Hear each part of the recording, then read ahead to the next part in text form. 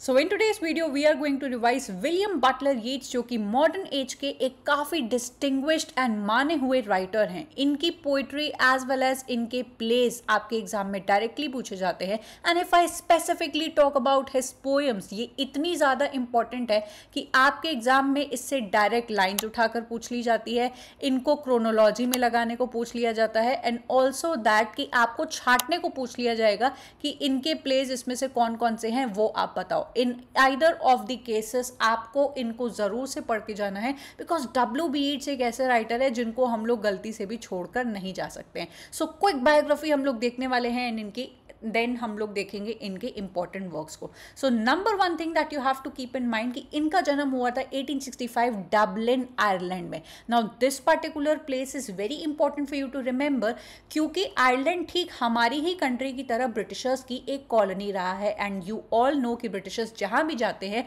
उस जगह को किस तरीके से डोमिनेट करते हैं। सो आयरलैंड जाकर भी वहां पर ये लोग उनकी लैंग्वेज को, इनके रिचुअल्स, इनके फोकलोर, इनके मिथ्स को पूरी तरीके से क्या कर देते हैं, side line. And W.B. Yeats is that person जिनका बहुत बड़ा रोल होता है अपनी जो जन्मभूमि है उसकी लैंग्वेज को रिवाइव करते हैं, ये वहाँ के थिएटर को रिवाइव करते हैं, वहाँ के फोकलोर, वहाँ के एवरीथिंग को ये रिवाइव करने का काम करते हैं, जिसकी वजह से you will come to know कि ये आपके आयरिश ड्रामेटिक रिवाइवल का एक बहुत बड़ा पार्ट है। So this one important point is something जो आपको याद रखना चाहिए। नेशनैलिटी इनकी आयरिश है, and he is the winner of your Nobel Prize. Now your Nobel Prize is very very important. बहुत सारे राइटर्स को हम एज अ लिटरेचर स्टूडेंट्स को लर्न करना पड़ता है। तो 1923 एंड W.B. येट्स को when ever I don't know in my study days I made this connection, when ever 1923 में W.B. येट्स मुझे याद आ जाता है तो मुझे 1913 में रविंद्रनाथ टैगोर भी याद आ जाते हैं कि उन्होंने उनको नोबेल प्राइज मिला हुआ था इन 1913। तो इस तरीके से आप किसी न किसी राइटर के कनेक्शंस बैठा सकते हो। को फाउंडर माने जाते हैं ये ऑफ एबे theatre. This is the same theatre जो कि ये आपके आयरिश लिटरेरी रिवाइवल में एक बहुत बड़ा रोल प्ले करते हैं। एक पूरे थिएटर को उन्होंने को फाउंड किया था बाय मेनी अदर एंथुजियास्ट जो इनके साथ थे। लेडी ग्रिगरी हो गए, G.M. सिंज हो गए, देन वी हैव शॉन केसी हो गए, जिनको हम लोग ने आयरिश ड्रामेटिक रिवाइवल या आयरिश लिटरेरी रिवाइवल में पढ़ा हुआ है। ये पार्ट है आपकी लिटरेरी मूवमेंट्स का। तो आई होप कि आपने ये वाला मूवमेंट जरूर से पढ़ रखा होगा।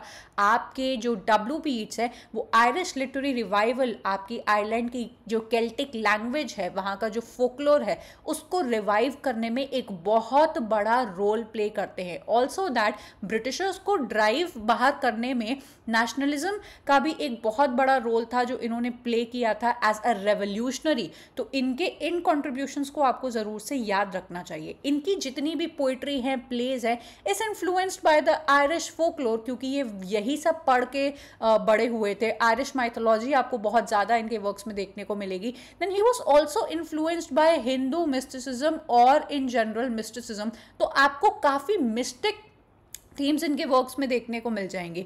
Then we have one very beautiful lady Maud Gonne, जो इनकी मेजॉरिटी ऑफ द पोएट्री का म्यूज बनती हैं, उनकी प्रेरणा बनती हैं, इन्फ्लुएंस बनती हैं। Also that politics, philosophy and nationalism for the island इनके वर्क्स का थीम बन जाता है। बात करेंगे हम लोग इनके 3 फेमस रिलेशनशिप्स के बारे में, which is number 1 mod gone. ये एक ऐसी लेडी थी जिनसे ये मिलकर काफ़ी ज़्यादा इन्फैचुएटेड हो जाते हैं। ऑलमोस्ट 4 बार इनको प्रपोज कर देते हैं एंड हर बार ये इनको रिजेक्ट कर देती हैं। फर्स्ट रिजेक्शन के बाद की जो इनकी लाइफ है वो उन्होंने खुद एडमिट की है कि those were the most difficult years, जब इनकी लाइफ में ट्रबल्स स्टार्ट हो जाती हैं, बिकॉज जिनसे ये प्यार करते थे उन्होंने रिजेक्ट कर दिया था इनको। So Maud Gonne is the lady you are going to see almost इनकी 70% ऑफ द पोइट्री का जो थीम है वो बन जाती है, जो बिल्कुल आशिक नहीं होता है, जो प्यार में बिल्कुल मतलब उसको अपनी प्रेरणा समझ लेता है, नफरत ना करके उससे इस कदर उसको अपनी प्रेरणा बना लेता है कि ये उनकी मेजॉरिटी ऑफ द पोइट्री की सब्जेक्ट मैटर बन जाती हैं। Then we have Lady Gregory, another very important personality जो इनके साथ Irish nationalism and folklore collaboration में जानी जाती है। इनके साथ कोलैबोरेट करते हुए इन्होंने काफ़ी वर्क्स भी लिखे हुए हैं। एबी थिएटर को फाउंड करने में एंड आयरिश लिटरेरी रिवाइवल में ये इनका बहुत ज़्यादा साथ देती हैं। We also have Georgie Hyde Lees, एक पूरा लंबा जीवन ऑलमोस्ट 50 ईयर्स मॉड गॉन को मतलब बार बार प्रपोज करने के बाद ये शादी कर लेते हैं 25 साल की एक वेरी वेरी यंग वुमेन से, विच इज़ जॉर्जी। इनके कई सारे नाम आपको देखने को मिल जाएंगे। ये इनकी वाइफ है जो इनको ऑटोमेटिक राइटिंग के एक जॉनरा से इंट्रोड्यूस कराती हैं। एंड ऑल्सो इनकी लाइफ, इनकी मैरिज बहुत अच्छी चलती है एंड एक स्टेबल जो पार्टनर होता है वो हमेशा आपकी लाइफ में बेटरमेंट को ही लेके आता है, which we can see in the life of your WB Yeats. हालांकि जब आप WB ईट्स की लाइफ को और डिटेल में पढ़ेंगे तो you will come to know कि इनकी वाइफ के होने के बाद भी इनके काफ़ी सारे अफेयर्स थे जिनको लेके आपकी WB Yeats was very proud of his affairs. तो ये भी आपको पता होना चाहिए। की थीम्स के बारे में बात करें जो आप इनकी पोइट्री या फिर इनके प्लेस में देखने वाले हो, which is Irish nationalism and identity, conflict between body and soul, youth and age. Ageing का जो एक कॉन्सेप्ट है वो आपको WB ईट्स की काफ़ी सारी पोइट्री में देखने को मिलेगा, where he talks about the impermanence of life, where he talks about the impermanence of beauty, कि ये एक ऐसी चीज़ नहीं है जो हमेशा रहने वाली है। And he is always in a comparison between youth and the ageing body, कि किस तरीके से अब इनकी बॉडी एज कर चुकी है and it is not appreciated by the youngsters. Then आपको लव एंड अनरिक्विटेड पैशन देखने को मिल जाएगा। ऑफ कोर्स 4 बार रिजेक्ट हुए हैं ये अपनी लाइफ में, ये कोई छोटी बात तो नहीं है। तो लॉन्गिंग फॉर लव, एक जो अधूरे प्यार की जो कहानी होती है ना, वो आपको इनकी पोइट्री में बड़ी ज़्यादा देखने को मिल जाएगी। Use of myth, mysticism and symbolism, you have to remember, ये आपके एग्जाम में पूछा गया है। आपके WB ईट्स सिम्बॉलिज्म का बहुत ज़्यादा इस्तेमाल करते हैं। तो आपके सामने 4 राइटर्स डाल के आपसे पूछा जाएगा कि बताओ इसमें से इमेज कौन नहीं है। तो आपके WB ईट्स इमेजेस नहीं है because he follow symbolism. This is a direct question, तो मेक श्योर कि आप इन छोटी छोटी चीजों को अपने एग्जाम के लिए याद रखें। डिसइल्यूजनमेंट आपको देखने को मिल जाएगा, where he was a part of the modern era 28th century, जहां पर इंडस्ट्रियलाइजेशन पूरी तरीके से बूम कर रहा था। योर कंज्यूमरिज्म एंड आपका जितने भी प्रोडक्शन सेंटर्स थे वो सब बढ़ चुके थे एंड आपकी दुनिया पुरानी दुनिया जैसी नहीं रही थी। And also he had to see your World War I, and जिनके इफेक्ट्स के बारे में ये काफ़ी सारी अपनी पोइट्रीज में बात करते हैं। तो ये भी एक बहुत बड़ा थीम बनता है इनकी पोइट्री का। Art versus reality and permanence versus change के बारे में भी आपको ये थीम्स देखने को मिल जाएगी। अब डायरेक्टली हम लोग बात करेंगे इनकी इंपॉर्टेंट पोएम्स के बारे में। Now please remember dear students, poems इन्होंने बहुत सारी लिखी हैं because this particular video is dedicated in me giving you the major works जो आपको एग्जाम से पहले बिल्कुल भी भूलने नहीं चाहिए। तो इसमें आपको ओनली मेजर वर्क्स के नाम दिख जाएंगे। आई एम प्रिटी श्योर कि आप लोग ने WB ईट्स को डिटेल में पढ़ा होगा एंड माइनर वर्क्स को आप लोग ने एक बार जरूर से देख लिया होगा। मेजर वर्क्स के बारे में बात करें तो the lake isle of Innisfree is one such work जो आपके एग्जाम में टाइटुलर बेस पर पूछा गया है। इस पर्टिकुलर वर्क के अंदर ये काफ़ी छोटी सी पोएम है, आई सपोज कुछ 12 लाइन की ये आपकी पोएम है, जिसके अंदर ये बात करते हैं कि मैं भाई एक दिन इन्सफ्री नाम की किसी जगह पर चला जाऊंगा, वहाँ पर मैं एक छोटे से केबिन में रहूँगा, अपनी ही सब्जियाँ उगाऊंगा एंड वहाँ पर मुझे नेचर की आवाज़ एंड जो मधुमक्खी की आवाज़ है वो सुनाई देगी, उसको मैं इंजॉय करूँगा। सो this is one such poem जो हम लोग के स्कूल टाइम पर भी हम लोग के एंथोलॉजी एंड बुक वगैरह में आई होप आप लोग ने पढ़ी होगी। ये बात करता है एस्केप फ्रॉम मॉडर्न लाइफ। आपके WB ईट्स दो being a part of modern life is not someone जो एप्रिशिएट कर रहा है टेक्नोलॉजी को, एडवांसमेंट को।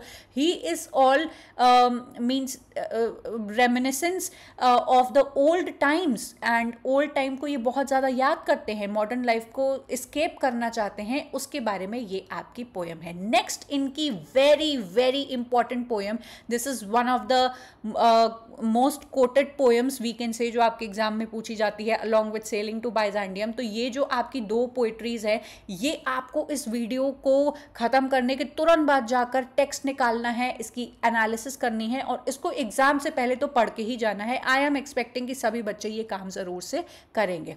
सेकेंड कमिंग आपकी एक ऐसी पोइट्री है जो वर्ल्ड वॉर I के तुरंत बाद लिखी गई थी, जो आपका 1914 से 1918 तक चला था। तो यू कैन सी 1919 में ये लिखी गई है आपकी पोइट्री, वर्ल्ड वॉर हुआ है आपके देश में, उसके आफ्टर इफेक्ट्स के बारे में, आप जब पूरी दुनिया में डिस्ट्रक्शन, मास किलिंग, अपने लव्ड वंस को खोना, ऑल दीज थिंग्स को जब आप देखते हो, the chaos and the destruction that you are able to see, उस थीम पर बनी हुई है ये आपकी पोइट्री। एंड अगर आप थोड़ा सा जाकर इस पोइट्री को पढ़ोगे तो आपको फील होगा कि ये आज के करंट ज़माने में जिस टाइम में हम लोग जी रहे हैं उस पर भी बहुत हद तक आपकी फिट बैठेगी, because the collapse of order and जिस तरीके से आपके इंसानों के अंदर से जो पैशंस ख़त्म हो चुके हैं, things are falling apart, centre can not hold, हम लोग एक ऐसी दुनिया का पार्ट हो चुके हैं जो टेक्नोलॉजिकली तो बहुत एडवांस्ड हो रही है, पर देर इज नो एंकर जो एक इंसान को इंसान बनाता था, अब वो पूरी तरीके से खत्म हो चुका है। The falcon is not hearing the falconer, ये कुछ इंपॉर्टेंट लाइंस हैं जो डायरेक्ट आपके एग्जाम में उठकर पूछी गई हैं, सो प्लीज मेक श्योर कि आप इनको एक बार जरूर से जाकर पढ़ें। Next up we have sailing to Byzantium, ये आई एम होपिंग कि आप सभी लोग ने अभी तक तैयार कर ली होगी। ये इतनी ब्यूटिफुल पोएम है जो आपके WB Yeats के एजिंग ईयर्स में लिखी गई है, where he is talking about his old body, जहाँ पर ये बताते हैं कि भाई अब इनकी body, and aged man is but a paltry thing, there is no room for old man, कि अब ये जो हमारी सिटी कंट्री जो है ये अब बस खाली जवानों की है। Every youth is loving each other, is in each other's arms, and there is no place for old man and nobody likes to sit with them और all such things. So monuments of unageing intellect वाली lines आपको काफ़ी सारी देखने को मिल जाएंगी। Then tattered coat upon a stick आपके एग्जाम में कई बार पूछी गई हैं, आपको इस पोइट्री को निकाल कर जाकर पढ़ना पड़ेगा, जो बात करता है quest for eternal art and soul's transcendence. ये बाइजेंटियम नाम की एक इमेजिनरी जगह पर बोलते हैं कि मेरी सोल बस अब नॉर्मल सिटीज़ को छोड़कर ये यहाँ जाना चाहती हैं, because he does not find any centre in the cities जो इनके अकॉर्डिंग अब सिर्फ यंग लोगों को बिलोंग करती है। नेक्स्ट वी हैव ईस्टर्न 1916, जो कि अगेन एक बहुत ही इंपॉर्टेंट पोएम है जो कि आयरिश रेबिलियन को शो करती है। Of course when they were wanting independence of their place, of their country, जो इनको नहीं मिला था, तो आयरिश रेवोल्यूशनरीज को ब्रिटिशर्स ने क्या किया था, मरवा दिया था। उनके मेमोरी में ये पोएम लिखी गई है, and all about Irish rebellion, and जो इनके दोस्त थे जिन्होंने अपनी जान गंवा दी अपने देश के लिए, उसके ऊपर ये आपकी ये पोइट्री है। A terrible beauty is born, you can go ahead and आप इस पोइट्री की कुछ लाइंस को ज़रूर से पढ़िएगा। Next up we have another important poem Leda and swan, जो कि बनी हुई है आपके फेमस ग्रीक मिथ के ऊपर, जहाँ पे we have Zeus the god, जो कि लीडा का रेप कर देते हैं in a symbolic form of a swan. Rape as symbol of historical change, जिसके आगे जाके काफ़ी ज़्यादा आपको प्रॉब्लम्स देखने को मिलती हैं, वॉर्स हो जाते हैं उसकी बेटी की वजह से। So you must know this particular myth, and आप इस पार्टिकुलर पोइट्री को थोड़ा सा निकाल कर पढ़ सकते हो। So mastered by the brute blood of air, मैंने सारी इंपॉर्टेंट लाइन्स आपको इन पूरी स्लाइड में ऐड कर दी हैं। अगर आप WB Yeats के क्वेश्चंस डायरेक्ट इस स्लाइड को मीन्स देखने के बाद लगाने जाते हो, तो you are definitely going to crack all the questions, क्योंकि मैंने वो सारे पॉइंटर्स इसमें इंक्लूड किए हुए हैं। Next up we have no second Troy 1910, जो कि एड्रेस्ड है अगेन योर मॉडगॉन को, जिनसे ये प्यार करते थे, उनकी पॉलिटिकल रेडिकलिज्म को एंड उनकी ब्यूटी के ऊपर ये बात करती है। सो क्लासिकल रेफरेंस इसमें हेलेन ऑफ ट्रॉय को दिया गया है, जिसकी वजह से भैया बड़ा वॉर हो गया था आपका, तो आप इसको जाके ज़रूर से पढ़िएगा। Next up we have the tower. अब ये इनकी कोई पोइट्री नहीं है, ये पोइट्री कलेक्शन है, ये इनका सबसे इंपॉर्टेंट पोइट्री कलेक्शन माना जाता है। तो because he is a poet, तो हमें थोड़ा बहुत ना पोइट्री कलेक्शंस भी पता होने चाहिए इंपॉर्टेंट राइटर्स के। Then this is another very important poem, जो कि एक स्कूल का चक्कर लगाते वक्त इनको स्कूल चिल्ड्रन को देखकर अपनी ही ओल्ड एज के बारे में थोड़ा सा अंदाज़ा होता है, एंड वहाँ पर भी ये किसी यंग बच्ची को देख कर, यंग स्टूडेंट्स को देख के अगेन फिर ये अपनी मॉडगॉन को याद करने लगते हैं, एंड उनको अपनी हर पोइट्री का म्यूज इन्होंने बनाकर रखा हुआ है। सो अमंग स्कूल चिल्ड्रन आपसे आपके एग्जाम में पूछी गई है तो आप इसको ज़रूर से प्रिपेयर करिएगा। We have the wild swans at Coole, जो कि 19 ईयर्स के बोल सकते हैं कि एक रेफरेंस यहाँ पर लिया हुआ है कि देयर इज़ अ प्लेस जहाँ पर ये 19 ईयर्स पहले गए थे, जहाँ पर स्वान्स को, बत्तखों को ये पानी में मज़े करते हुए देखते हैं। Swans are of course very beautiful. 19 years के बाद ये उसी सेम जगह आते हैं एंड देन ही थिंक्स कि भाई ये तो आज भी उतनी ही स्वान्स ब्यूटीफुल लग रही है एंड लुक एट मी, मैं तो बिल्कुल ही बूढ़ा हो चुका हूँ। एंड इस पर्टिकुलर पोइट्री से ये एक मिलैंकलिक टोन में चले जाते हैं, एजिंग के बारे में रिफ्लेक्ट करने लगते हैं कि भाई देखो ब्यूटी इज समथिंग जो ख़त्म हो जाता है of humans, and in swans को कंपेयर किया है कि their hearts have not grown old, कि भैया ये तो बूढ़ी ही नहीं हुई हैं। All's changed since I hearing at twilight the first time on this shore the bell beat of their wings above my head. So कुछ इंपॉर्टेंट लाइन्स मैंने यहाँ पर आपकी अटैच कर दी हैं। Next up we have Adam's curse. Now Adam and Eve को हम सभी लिटरेचर के स्टूडेंट्स जानते हैं कि ये दोनों कौन थे, वैसा नाम यहाँ पर उठाया हुआ है। This is a very beautiful poem which is a conversation between the poet, his beloved and the sister mod gone, अभी भी इसमें है, डिस्कसिंग कि प्यार को, आर्ट को, पोइट्री को, किसी भी चीज़ को हार्डवर्क की नीड तो पड़ती ही पड़ती है। So any one of you जो सोच रहा हो कि भाई नेट की तैयारी करते करते हम लोग की तो भैया कमर ही टूट गई है, so every thing in life, whether it be your love, whether it be your art, वो तो भाई आपसे हार्डवर्क डिमांड करता ही है। एंड ऑफ कोर्स आप उसके हार्डवर्क करने के बाद उसके फ्रूट्स को जो बियर करते हो वो आपकी लाइफ को बेहतर बनाते हैं। So this is a very motivating fact कि हार्डवर्क आपसे ज़रूर डिमांड किया जाएगा, but then you are going to bear its fruits as well. Draws from the biblical story of Adam, just as Adam had to labour after the fall, artist lovers too must struggle in the post Eden world. चाहे NET की तैयारी हो, चाहे भैया अपनी सुंदरता को संवारना हो, या फिर किसी से प्यार करना हो, प्यार करना भी आसान नहीं होता है। You will have to give your heart and soul, your tears and blood to your partner, उसको खुश करने के लिए। सो ये पोइट्री ऐसा ही कुछ कहती है। Then we have another poem, a prayer for my daughter. इनकी 2 पोइट्री कलेक्शन है जो आपको याद रखनी है, which is the winding stair and the new poems. बात करेंगे इनकी प्लेस के बारे में। नाउ इनके प्लेस इतने ज़्यादा नहीं पूछे जाते हैं, पर टाइटलर बेस पर आपको इनके नाम पता होने चाहिए, बिकॉज डायरेक्टली एक क्वेश्चन आपसे पूछा गया है, आई गेस 2 to 3 क्वेश्चन ऐसे पूछे गए हैं जहाँ पर आपसे छांटने को बोल दिया गया है कि you have to pick out कि कौन सी जो प्लेज हैं वो इन WB Yeats को बिलोंग करती हैं। तो ये क्वेश्चन आपसे तभी बनेगा जब आप इनकी प्लेस की लिस्ट को जानोगे। सो फॉर दैट मैंने इसको यहाँ पर अटैच कर दिया है, ठीक है।